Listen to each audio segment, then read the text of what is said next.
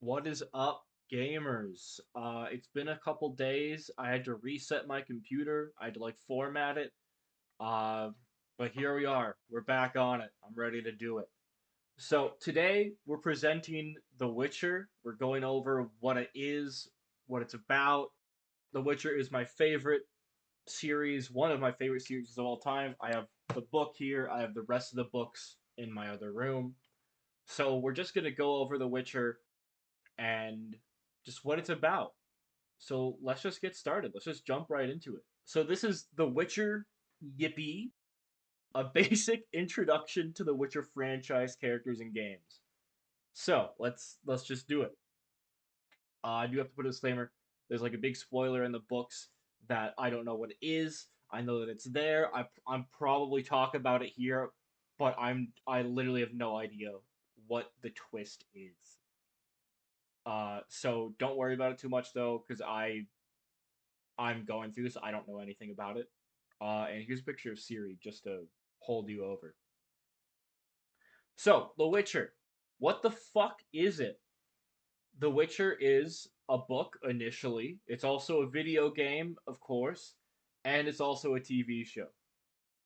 But what is it? Where does it take place?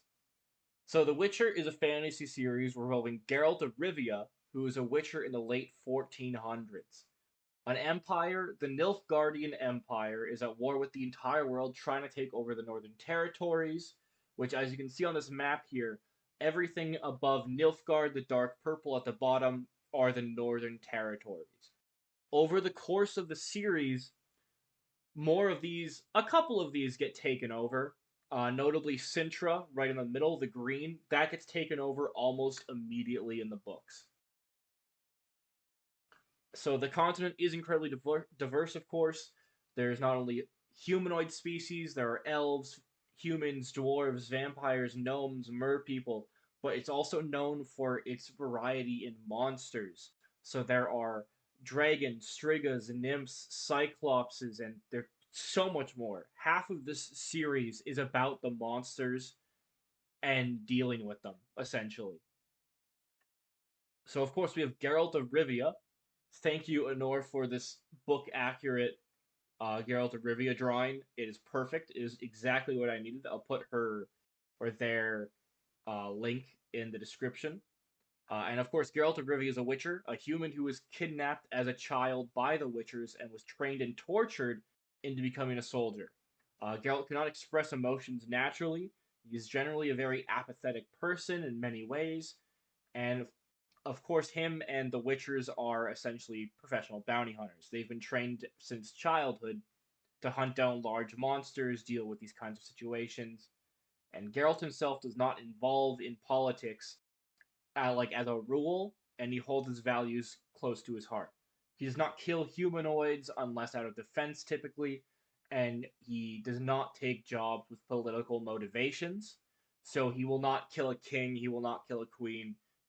As a rule, he tries his best to stay out of that. He has broken that rule, but that's what he tries to hold to. There's a picture of him in the games as well, and a picture of him in the TV show, just because you can never have enough shots of Geralt. This is Cyrilla Fiona Ellen Rhiannon, Queen of Sintra, Princess of Brugge, and Duchess of Sorden, heiress to Ines Ad Skellig and Ines An Skellig, and suzerain of Atra and Abba Yara. Or Siri. You can call her Siri. She is of royal heir. She is of elven blood and the queen of Sintra by default.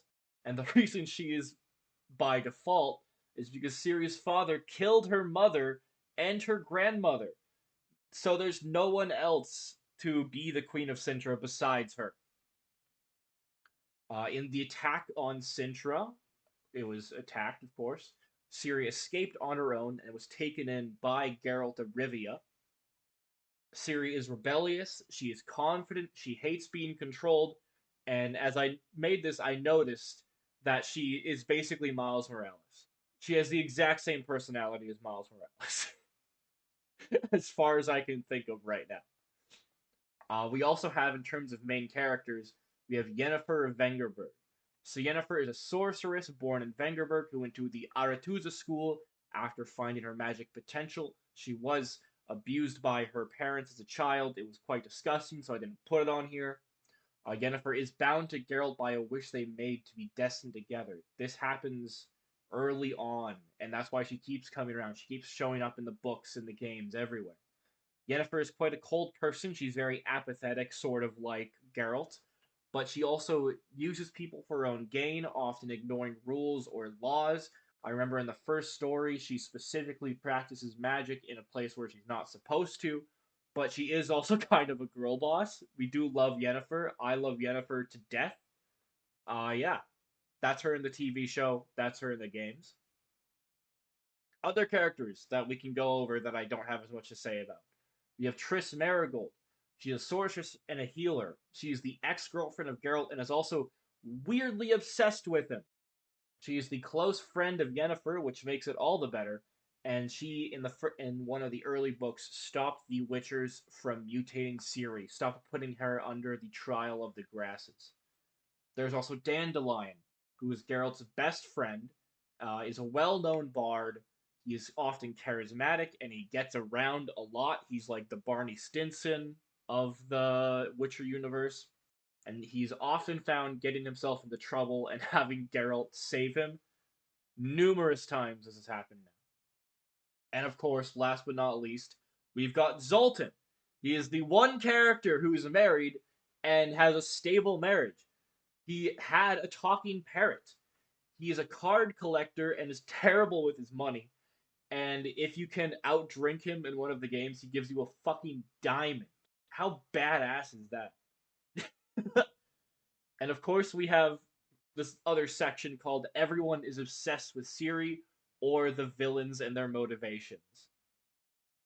We have Emhyr var Emrys, Ciri's father and the Emperor of Nilfgaard.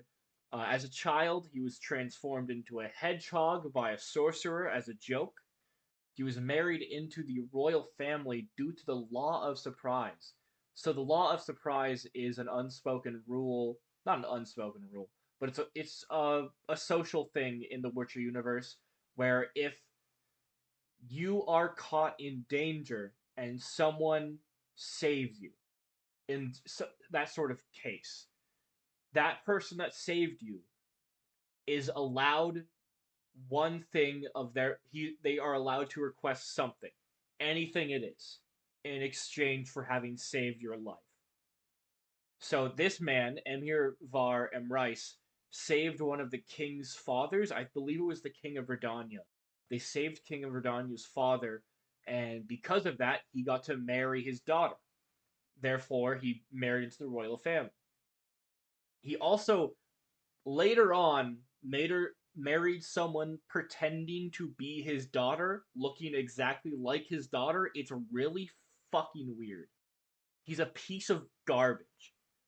He also, this makes it even worse, he wanted to marry Ciri so that he could have a son with her because they would have elder blood and they could rule over Nilfgaard. And because no one else of elder blood uh, can be born because he killed his fucking wife and grandmother and mother by law. And the other main villain is Erden Brioch Glass. He is an elf. He is the leader of the Wild Hunt. He killed his king and took the throne. It is an uh, elven cultural thing where if you kill the leader, you become the leader. He kidnaps humanoids and he makes them into slaves. He brings them from their universes and literally brings them to his own universe. He loves to conquer worlds, just like the Zen and Half-Life, that sort of thing. But he can't because of the conjunction of the spheres. So a long time ago, this event occurred where there was sort of a dimensional merge, where a lot of creatures from different dimensions all merged into these worlds, and they all sort of spread out everywhere. That's why there's so many different kinds of monsters that don't really fit in with the world are in the world because they're not supposed to be there. That's also why Geralt justifies killing monsters to himself because they don't have a place in the the circle of life. Like, dragonflies eat mosquitoes, whatever eats dragonflies, like that sort of thing that keeps life going. But they're not a part of that, and they're sort of ruining that cycle. So that's how he justifies killing them all. And he also wants Ciri because of the elven blood that she has. They can use it to regain access to the Gate of the Worlds, which is basically a giant room where you can go anywhere in the world. In the worlds, multiple. So I thought we'd go over a little bit of the locations as well. We of course have Kaer Morhen, the home of the School of the Wolf Witchers. There are, I believe, around five different schools for Witchers. This is the main one that we know about. It's the home of Geralt and Ciri, alongside the last living Wolf Witchers, which would be Eskel, Lambert, Cohen, Vesemir. Maybe there's a couple others as well. It is hidden away in the Northern Realms in the Kingdom of Cadwyn. They do not interact with Cadwyn whatsoever, as far as I know. It is of course purposefully hidden away. There is a special path you have to go down to actually access Kaer Morhen, and I can't remember what it's called. It's called like the Killer or something. It's extremely difficult to get through and very hard. This also used to be where the Witchers were trained and experienced the trial of the grasses. So at this point in the Witcher timeline, there are very few Witchers left. They were mostly assassinated by other factions, and because of that, yeah, it's pretty empty now. Like only like 5, 6 people live here anymore, and they don't even live here. They go out during the summer and the spring, and then they come back to stay during the winter. And then we've also got Oxenfurt and Novigrad. These are two large cities right near each other in the Kingdom of Redania. Dandelion actually studied in the University of Oxenfurt for a time, for about 7 years, I believe. Novigrad is also protected by the Church of the Eternal Fire, which is a religious organization about an eternal fire. It's pretty simple. And Novigrad is also racist as fuck, at least in the third game.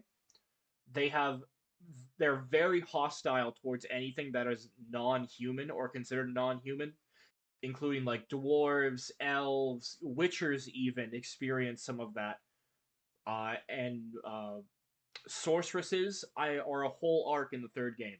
Novigrad is not great most of the time.